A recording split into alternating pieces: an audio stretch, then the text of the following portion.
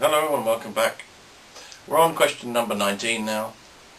How long is it before people start feeling better after having had this test carried out? Well, generally speaking, it's about 2 or 3 weeks. Some people a bit sooner, and other people it can take a bit longer. As I said before, no two people are the same, the brain's different. But generally speaking, I guess a month or so, you can expect an incredible difference and become healthy. So that's pretty good. How often should we have this test done? Well, once is enough to get healthy. You can stay healthy for years and years and years. Or you can come back every year if you choose to. Some people do. Quite a few people do, actually. It's a bit like tuning a car up. You can have it done once a year and stay in peak condition, or you can wait until you've got a few problems and then have it fixed. It's no different. It depends on what you want to do, and if you can get to have it done once a year, it's a good idea, and for what it costs, it's the best money you'll ever spend. We're going to talk about individual health problems in separate videos following these question and answer session. We'll do a bit on the book as well, I think, after this, but then we'll get into individual health problems such as eczemas and asthmas and how easy it is to get healthy. Okay, do you believe that the 40 or so everyday health problems that you deal with are always caused by food intolerance? Well, yes, they always have been, the ones I've dealt with anyway. Because when I treat for food intolerance, they get better. People go away and get better. So yeah, there may be things that happen in the body, and there probably are, that are not controlled by the brain, but most things are controlled by the brain, so if we can fix that, we can fix most problems. Is it the case that we often crave the foods that are bad for us? Some of you women will be smiling now with chocolate and stuff. Yeah, it happens. It's not always the case. I mean, drug addicts crave drugs. So, food's a drug. You can feel better when you have, I don't know, a piece of chocolate or a piece of chicken or a tomato. People can often say to me, well, I actually enjoy that. I feel good on it. Yeah, but, it doesn't mean it suits your brain. Drug addicts feel good when they take drugs. Just because you like the taste of something that suits your tummy, a nice hot curry or whatever you like, it doesn't mean it suits your brain. And as I say, it's your brain that runs your body, not your taste buds or your stomach. A lot of these health problems, such as eczema, for example, are often put down to stress, aren't they? How would you explain that?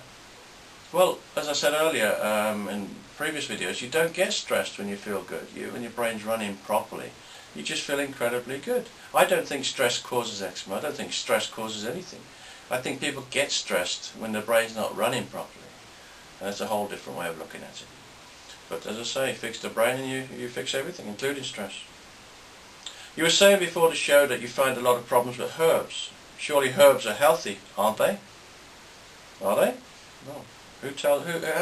Nobody's checked it. Nobody knows what these things are doing to your brain. A herb is just another vegetable, and you've already heard me talking about vegetables. They may suit your brain, they may not suit your brain, but I do find a lot of problems with them.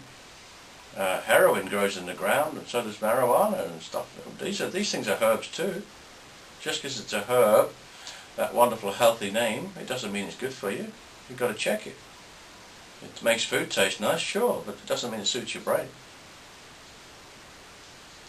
I see here that you also check E-numbers. These, of course, are very bad for most people, especially children, where they cause hyperactivity. I've checked 10,000 people for E-numbers, and you can count on two hands the amount of times I've found a problem with them.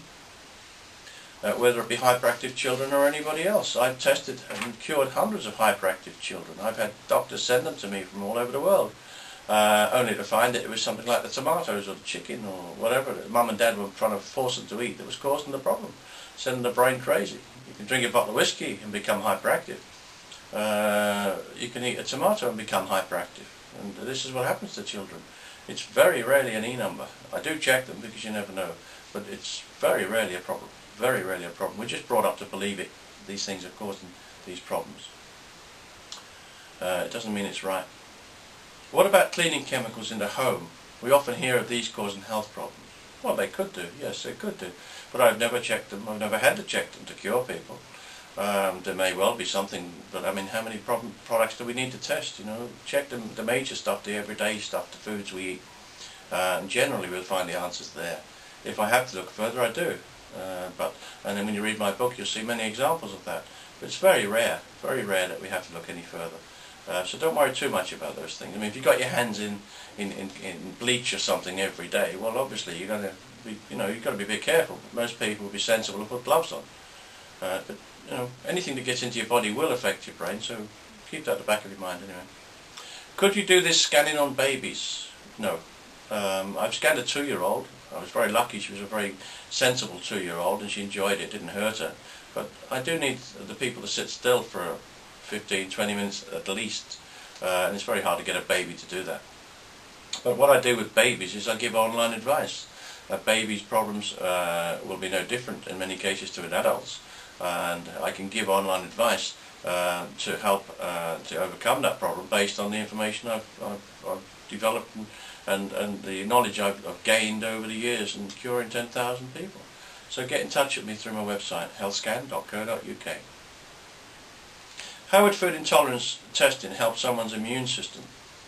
Well, quite simply, the immune system is controlled by the brain. So fix the brain and it'll run your immune system better. It really isn't any more complicated than that. You'll find that you'll get bugs and things like most people do, coughs or colds will come at you from time to time, but you'll fight them better. You'll be in a better position, a stronger position. Your computer in your head is working better and it can deal with them in a far more competent manner. They just bounce off you.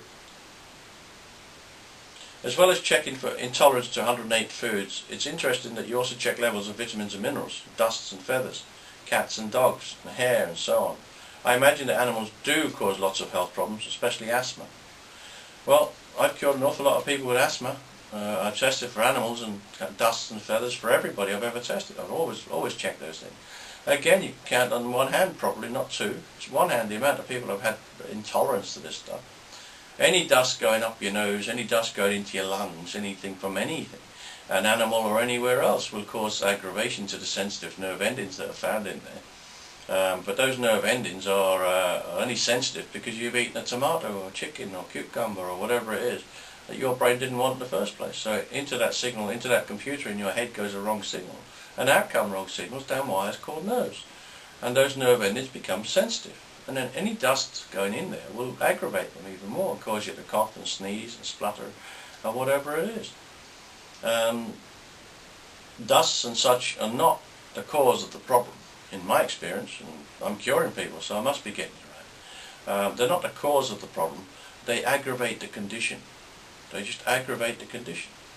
So fix the problem and you haven't got the condition. So dust and feathers and horses and all sorts of things that people have problems with don't bother you anymore. We get things like hay fevers at certain times of the year, at spring and so on, when pollens and things like that come out, very strong stuff that blows all over the countryside and up your nose. But these things will aggravate the condition and cause you to kick off and start sneezing. And of course once you do that, then you pick up a tissue, put it up to your nose, and then you fill your nose up and your throat up with more dust from the tissue. And you've held a tissue up to a beam of sunlight and seen all that dust. I'm sure all of us have some time or other. Well, that's always there, whether it's the winter or whether it's the summer or spring. That dust. So the dustier the tissue is, the more they sell them, I guess, because it makes you sneeze and you need another one.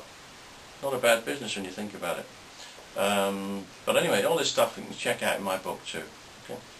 Go and have a look, and it's full of very useful information. Do you find many deficiencies when you test for levels of vitamins and minerals? I find lots of vitamins. I test everybody for vitamins and minerals. I find about 1 in every 5 or 6 people are deficient. And these vitamins and minerals are the most important things in the body. It's like oil and water in a car. It's the same thing for the body. Vitamins and minerals are vitally important for bones and teeth and hair and all. But no doctors check them. It's ridiculous. Every doctor you've ever met should have checked these things. They're the most important things in the world as far as the body's concerned. And yet nobody even talks to you about them or checks them. There's something wrong somewhere. And as I say, about 1 in every 5 people I find are deficient in something to do with vitamins and minerals. Okay, I've got to go, run out of time. I'll talk to you on the next video. All the very best. Bye bye now.